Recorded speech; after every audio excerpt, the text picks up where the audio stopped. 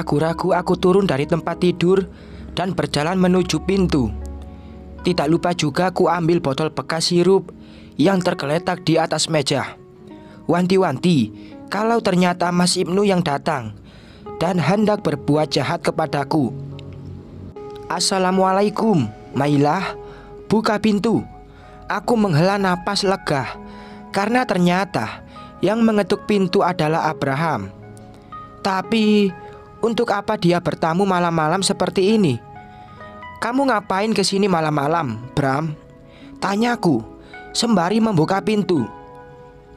Seraut wajah cantik tersenyum dan langsung menyalami tanganku. Ternyata Abraham datang ke rumah bersama Andita. "Kamu habis dari mana sama Andita, Bram? Ini sudah malam loh. Kamu jangan kebiasaan bawa anak gadis orang pergi sampai tengah malam begini," cecarku sembari menatap lekat netra hitam Abraham. "Bawel kamu, Mai. Mbok yo berterima kasih sama aku karena aku sudah datang jauh-jauh bawain temen buat kamu," protes laki-laki bertubuh tinggi itu seraya menerobos masuk ke dalam. "Iya deh, terima kasih atas perhatiannya, Mas Bram," melengkungkan bibir terpaksa. "Didengarnya adem banget, Mai. Kamu panggil aku Mas. Kita kan seumuran, Bram," mengenyakkan bokongku di sofa. "Duduk, An," titahku, karena Andita terus saja berdiri. Gadis berkerudung hitam itu lekas duduk sambil sesekali melirik Abraham. Kayaknya dia diam-diam sangat mengagumi mantan tunangannya Lucy itu. Tetapi tidak apa-apalah. Sepertinya Andita wanita yang baik. Lebih baik Abraham menikah dengan Andita daripada harus terus-menerus menunggu Lucy yang gak jelas itu. Karena sudah malam, aku menyuruh Abraham pulang dan mengajak Andita masuk ke dalam kamar. Kebetulan mataku juga sudah terasa berat, serta badanku terasa lelah setelah menempuh perjalanan yang lumayan cukup jauh.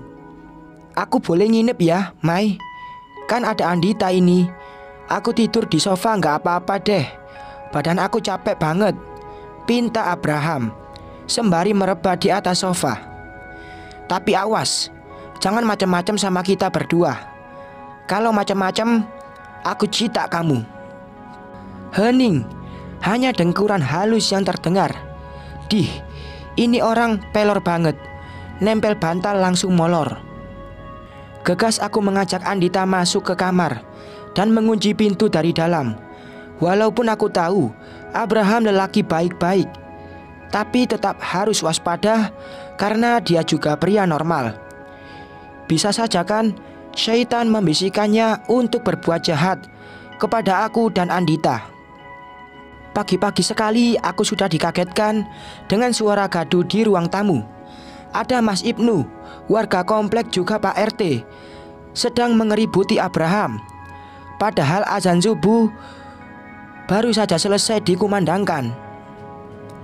"Ada apa?" "Ini dia pasangan," teriak Mas Ibnu lantang. Aku mengerutkan dahi menatap mantan suamiku dengan mimik terheran-heran. "Pasangan? Maksud dia apa? Dia mau menuduhku berbuat dengan mantan tunangannya Lucy? Astagfirullahalazim. Siapa yang pasangan, Mas?" tanyaku sesantai mungkin sambil mendekati Mas Ibnu yang sudah terlihat kebakaran jenggot. "Kalau bukan pasangan, apa, Mailah? Kamu berdua-duaan dalam satu rumah dengan pria yang bukan siapa-siapa kamu. Kamu baru aku talak kemarin, sudah berani main serong sama laki-laki lain."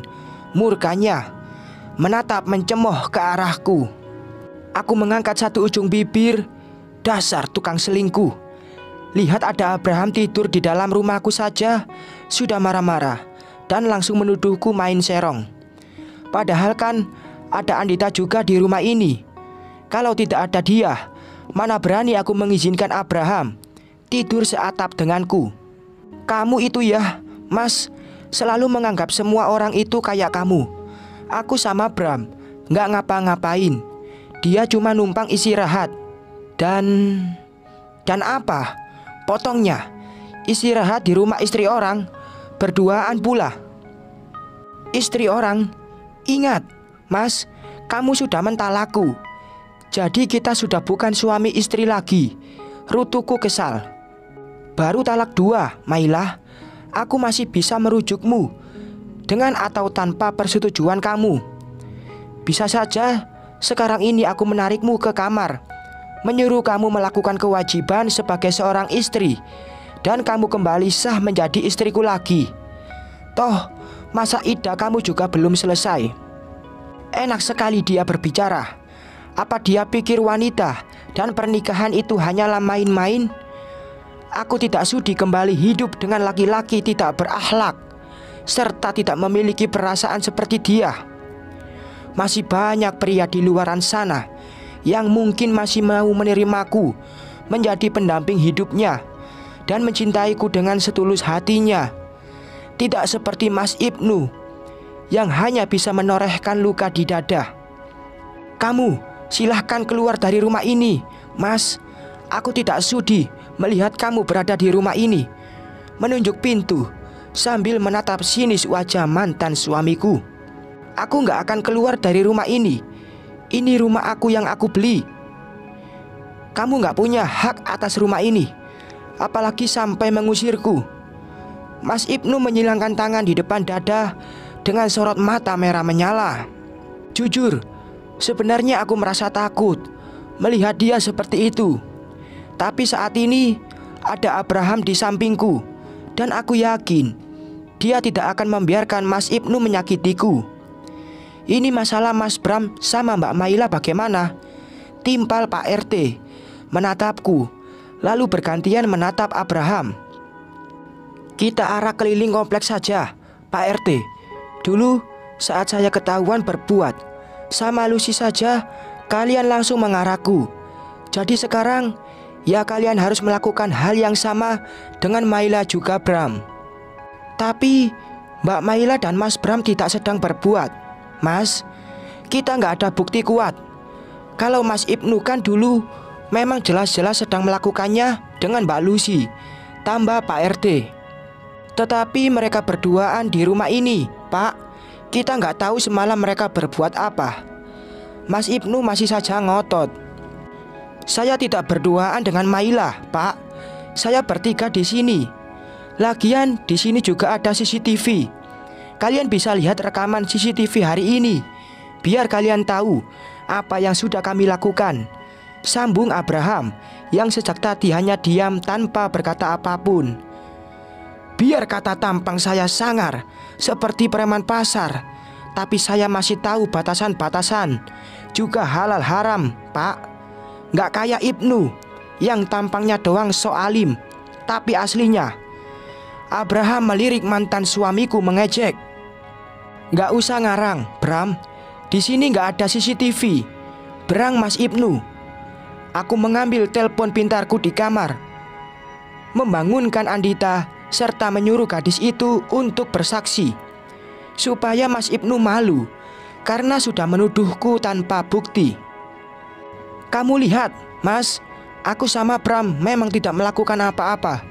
Dia langsung tidur dan aku tidur di kamar sama karyawatinya Bram, pungkasku, sembari menunjukkan hasil rekaman CCTV malam ini. Mas Ibnu terdiam setelah melihat rekaman itu.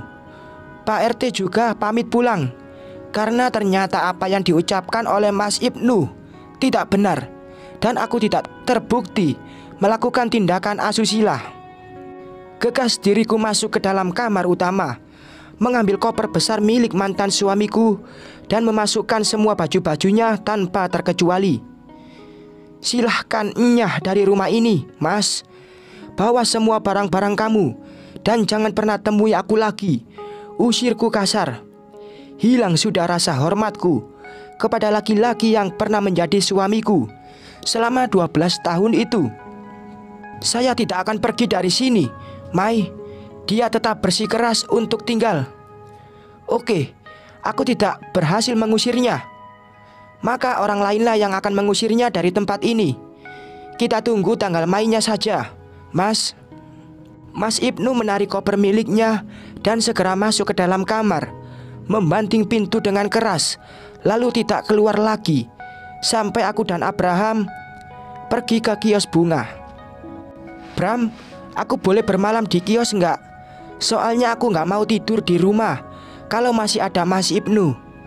Takut dia apa-apain sama dia. Kamu kan tahu kelakuan Mas Ibnu itu seperti apa," ucapku ketika kami sudah sampai di toko. "Boleh saja, Mai. Tapi apa kamu berani tidur di toko sendirian?" Abraham balik bertanya. "Beranilah. Memangnya ada apa di sini?" "Gak ada apa-apa sih. Ya sudah, nanti aku pasang lampu sama pasang kunci pintunya dulu." "Terima kasih, Bram. Kamu memang teman yang bisa diandalkan," mengulas senyum sembari menatap pria berambut panjang itu. Abraham lekas beranjak dari tempat duduknya dan pergi menggunakan sepeda motor milik salah satu karyawan. Dan beberapa menit kemudian, ia kembali menenteng kresek berisi lampu juga handle pintu baru. Padahal Abraham baik dan perhatian seperti ini, tapi kenapa Lucy malah lebih memilih meninggalkan dia dan mengganggu rumah tanggaku? Apa kurangnya Abraham di mata Lucy? Soal tampang, antara Mas Ibnu dan Abraham sudah terlihat jelas lebih tampan Abraham. Apa karena dia terlihat belum mapan, jadi Lucy memilih pergi?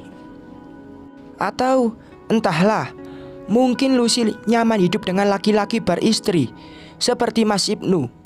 Aku mengambil gawaiku dan melihat rekaman CCTV di rumah sepi. Sepertinya Mas Ibnu sedang pergi ke kantor. Lekas aku meminta Abraham mengantarku ke rumah, mengambil baju serta perlengkapan mandiku yang tertinggal di sana. Karena tadi pagi aku pergi terburu-buru, jadi tidak sempat membawa baju ganti. "Aku tunggu di depan saja ya, Mai. Kalau aku masuk, takut kayak semalam lagi, jadi fitnah," Abraham berujar seraya mematikan mesin mobilnya. "Oke, Bram, tapi kamu jangan kemana-mana ya. Takut tiba-tiba Mas Ibnu datang dan aku masih ada di dalam," pesanku, dan langsung dijawab anggukan oleh mantan tunangannya Lucy. Gegas aku turun dari mobil, membuka pintu garasi tanpa menutupnya kembali, supaya kalau ada apa-apa, Abraham bisa langsung masuk dan menolongku. Membuka lemari pakaian, mengeluarkan beberapa potong bajuku, dan memasukkannya ke dalam tas. Tidak lupa juga, ku bawa semua perhiasanku yang aku simpan di bawah tumpukan baju. Juga surat-surat berharga seperti BPKB mobil dan sertifikasi tanah yang memang selalu aku simpan di brankas. "Akhirnya, kamu datang juga, Mailah." Aku berjingkat kaget ketika mendengar suara bariton Mas Ibnu.